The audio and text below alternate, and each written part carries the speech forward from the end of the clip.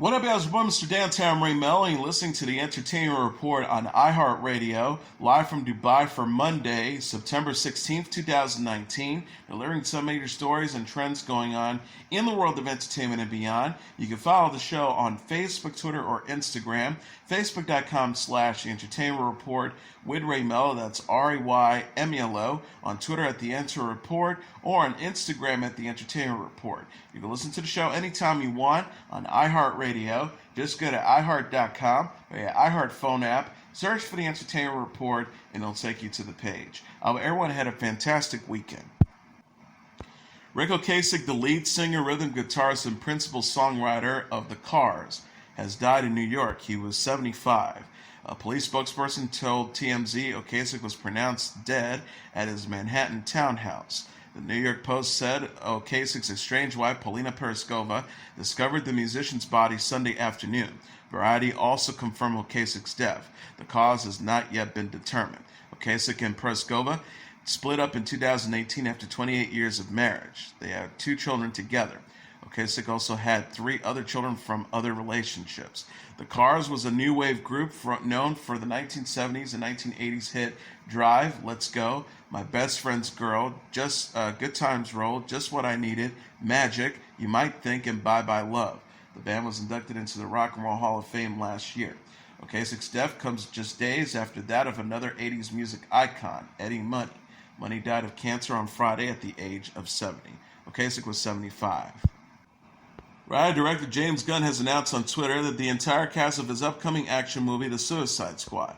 Gunn captioned a poster with all the stars' names don't get to attach. Returning for the sequel from the cast of 2016 Suicide Squad are Margot Robbie as Harley Quinn, Jai Courtney as Captain Boomerang, Joel Kinnaman as Rick Flag, and Viola Davis as Amanda Waller. Newcomers to the DC Comics franchise includes Steve Agee, Fula Berg, Alice Braga, Peter Capaldi, John Cena, Pete Davidson, Idris Elba, Nathan Fillion, Jennifer Holland, Julio Ruiz, Storm Reed, and Taika Waititi. The project will also reunite Gunn with Sean Gunn and Michael Rooker, who appeared in his Guardians of the Galaxy blockbuster. Production is underway on the film, which is slated to open in theaters on August 6, 2021. Suicide Squad movies follows a team of supervillains assembled to perform high-risk missions for the U.S. government. Marvel's Avengers film franchise dominated the movie categories at Friday night's Saturn Awards in Los Angeles. Avengers Endgame scored the prizes for Best Comic to Motion Picture Release, Best Actor in the Film for Robert Downey Jr., Best Film Production Design, Best Film Editing, Best Film Makeup, and Best Film Special Visual Effects. The best performance by a younger actor went to Tom Holland for Spider-Man Far From Home, and his co-star Zendaya won the award for Best Supporting Actress. Josh Brolin earned the honor for Best Supporting Actor for Avengers Infinity War, and Spider-Man Into the Spider-Verse was named Best Animated Feature. Jamie Lee Curtis received the Best Actress statuette for Halloween, and A Quiet Place was deemed Best Horror Film Release. HBO's Game of Thrones was awarded Best Fantasy Television Series. Cast members Emilia Clarke, Peter Dinklage, and Macy Williams earned the accolades for Best Actress in a Television Series, Best Supporting Actor in a Television Series, and Best Performance by a Younger Actor on a TV Series, respectively. Sam Heughan won Best Actor on a Television Series for Starz Outlander. AMC's The Walking Dead was named Best Horror Television Series, and scene stealer Jeffrey Dean Morgan received the Best Guest Star in the Television Series trophy. Aisha Tyler hosted the event. Director-actor Taika Waititi's Jojo Rabbit won the top honor at the Grolish People's Choice Award at the Toronto International Film Festival on Sunday. The Grolish People's Choice Midnight Madness Award went to Gadler Gatsu Rutria's The Platform, and Faris Fayyad's The Cave earned the Grolish People's Choice Documentary Award. Pietro Marcello's Martin Eden won the Toronto Platform Prize. Cameron Bailey, the TIFF co-head and artistic director, and Joanna Vicente, the TIFF co-head and executive director, said in a joint statement, TIFF 2019 was a stellar year. The films and talent featured in this year's festival have left us inspired, awestruck, and excited for the future of cinema. Nickelodeon has released the first trailer for their upcoming limited series revival of Are You Afraid of the Dark? The clip uploaded on Friday features a new Midnight Society who gather around a campfire in order to tell spooky stories. The new cast of characters includes Rachel, played by Liliana Ray, Grant, played by Jeremy Ray Taylor, Gavin, played by Sam Ash Arnold, Louise, played by Tamara Smart, and Akiyoko, played by Miya Chi. Rachel, as the newest member of the group, presents her creepy tale about the Carnival of Doom. The Midnight Society then discover that Rachel's story has come true, forcing them to confront the evil carnival and its ringmaster, Mr. Top Hat, portrayed by Ric Ocasek. Are You Afraid of the Dark will run for 3 episodes starting on October 11th at 7 p.m. Eastern Standard Time on Nickelodeon. The original Are You Afraid of the Dark series aired on Nickelodeon from 1992 to 1996 and then from 1999 to 2000. Oscar-winning actress Lupita Nyong'o is set to star in HBO's Max's adaptation of Chimamanda Ngozi's audacious novel Americanah. The Walking Dead star Danai Gurira, who is also a playwright, will serve as a showrunner for the 10-episode limited series. A press release describes the drama as an epic story about a Nigerian immigrant's extraordinary experiences with love, heartache, adversity, and self-discovery. Nyong'o and Gurira previously collaborated on the Broadway show Eclipse and in the blockbuster Black Panther. Sarah Aubrey, the head of original content at HBO's Max, said in a statement, Americanah has sparked a cultural phenomenon and is revered by fans around the world. It has affected me deeply as one of the most moving, social, relevant, and romantic stories of our time.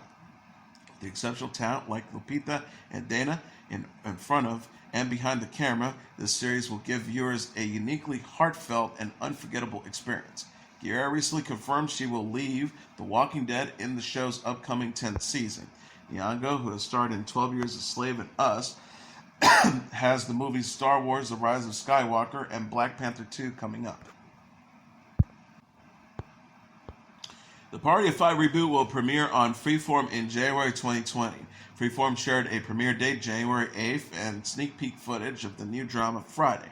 The network tweeted, "All they have is each other. Hashtag Party of Five premieres Wednesday, January 8th on Freeform TV." The new Party of Five centers on siblings Emilio, played by Brandon Larraquente, Luicha, played by Emily Tosta, Beto, played by Nico Guirado, Valentina, played by El Paris Legapsi, and their baby brother Rafa. The siblings must fend for themselves in the U.S. after their parents are deported to Mexico.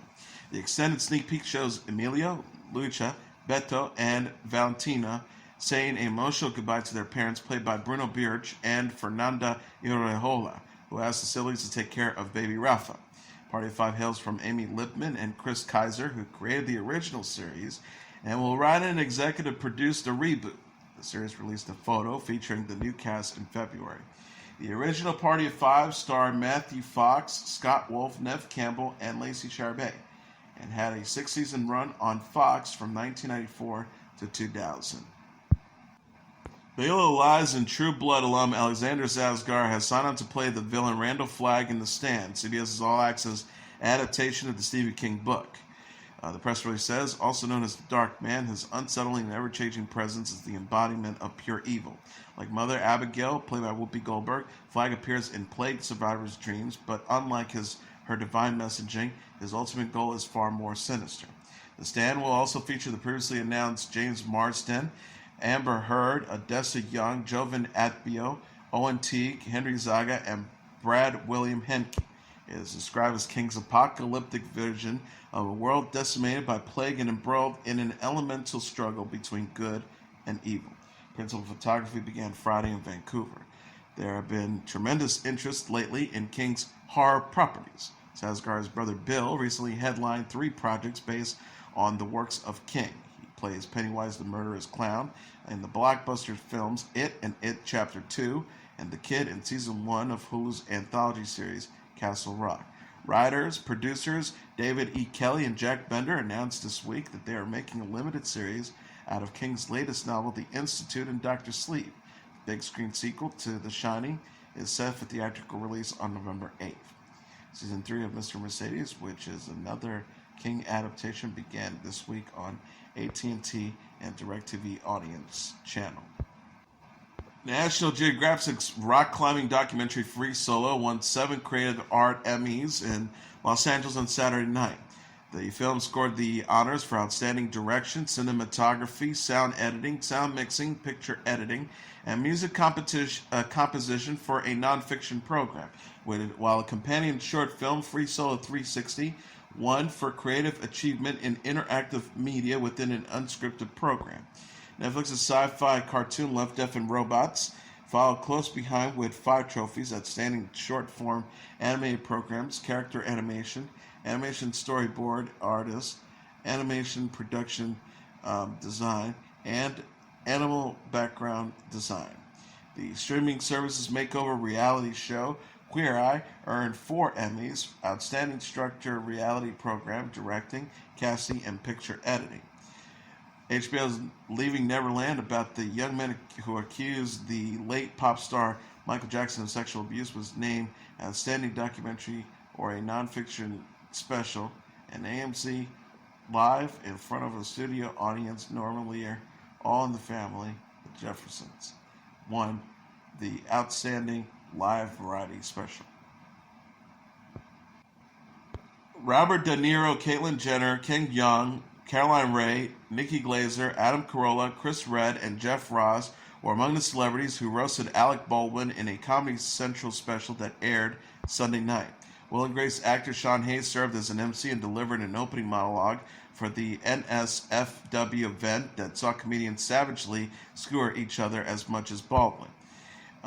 Hayes says, "Don't worry, Alec, nothing said here will be meaner than what you left on your daughter's voicemail." Before revealing, Baldwin wanted his former 30 Rock co-star Tracy Morgan, not Hayes, to preside over the festivities.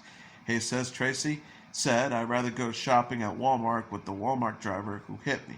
Mining for humor, the car crash that left Morgan seriously injured in 2014.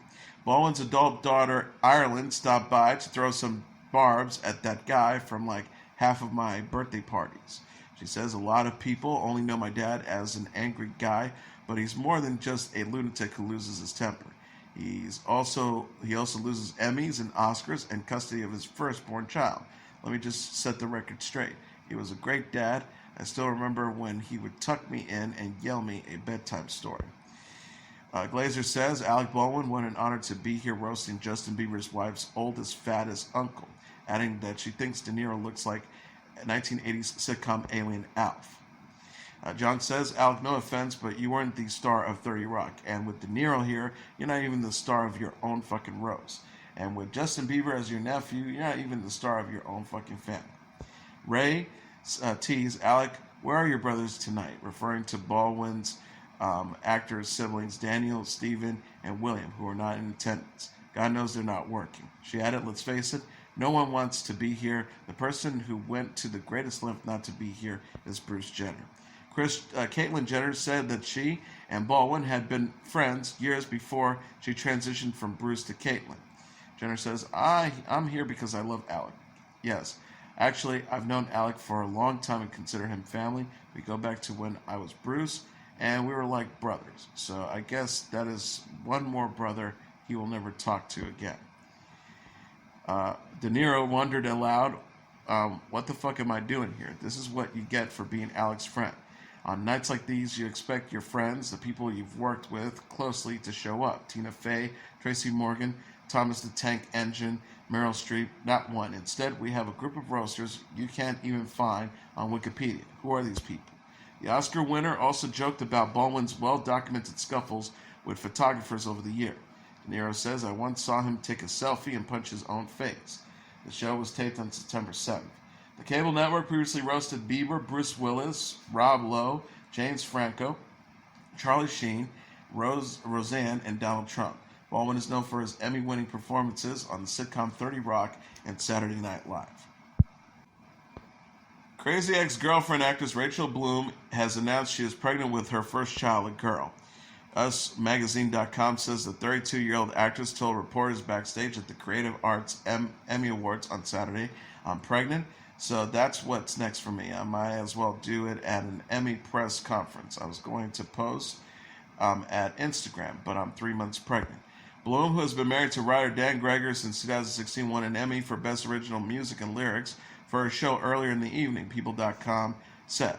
Bloom also posted a brief video on Instagram showing her with her Emmy statuette. Bloom captioned the clip, "We won an Emmy. Also, by the way, I'm pregnant." She is touring with a stage show called What Am I Going to Do With My Life Now? My Crazy Ex-Girlfriend wrapped its 4-season run in April. So Jesse McCartney and actress Katie Paterson are engaged, they announced Saturday. McCartney wrote on Instagram, "Lock it up." The message captioned a photo of the couple kissing. A large diamond ring can be seen on Paterson's hand, who is touching McCartney's face. Paterson shared another photo on her account. She's smiling and has her arms around McCartney's shoulders, showing off her ring. She wrote 7 years and also forever. People said McCartney got down on one knee and proposed to Paterson on Friday night at the Los Angeles restaurant where they were having dinner with friends. The metal band Tool, Fear Inoculum, is the #1 album in the United States. Coming in number 2 on the Billboard 200 charts dated Saturday is Taylor Swift's Lover, followed by Lana Del Rey's Norman fucking Rockwell at number 3, Little Tecca's We Love You Tecca at number 4, and Young Thug's So Much Fun at number 5. Right at the top tier are Lizzo's 'Cause I Love You at number 6, Billie Eilish's When We All Fall Asleep, Where Do We Go at number 7, Chris Brown's Indigo at number 8, Ed Sheeran's number 6 Collaborations Project at number 9, and Travis Scott's Astroworld at number 10. The horror film It Chapter 2 is the #1 movie in North America for a second consecutive weekend, earning an additional $40.7 million in receipts, BoxOfficeMojo.com announced Sunday. Coming in number 2 is Hustlers with $33.2 million, followed by Angel Has Fallen at number 3 with $4.4 million, Good Boys at number 4 with $4.26 million, and The Lion King at number 5 with $3.6 million. Rounding out the top tier are Fast and Furious Presents Hobbs and Shaw at number 6 with $2.77 million, Overcomer at number 7 with $2.7 million, Goldfinch at number 8 with $2.6 million, The Peanut Butter Falcon at number 9 with $1.92 million, and Dora and the Lost City of Gold at number 10 with $1.85 million. And that is your entertainment report for Monday, September 16th, 2019. I'm your host, Mr. Downtown Ring Melo. I'll be back tomorrow to deliver some major stories and trends going on in the world of entertainment and beyond. You can follow the show on Facebook, Twitter, or Instagram. Facebook.com/The Entertainment Report with Ray Melo. That's RAYMELO. On Twitter at The Enter Report, or on Instagram at The Entertainment Report. You can listen to this episode or any previous episodes of The Entertainment Report anytime you want on iHeartRadio. Just go to iHeart.com or your iHeart phone app, search for The Entertainment Report, and it'll take you to the page. Good night, and God bless you all.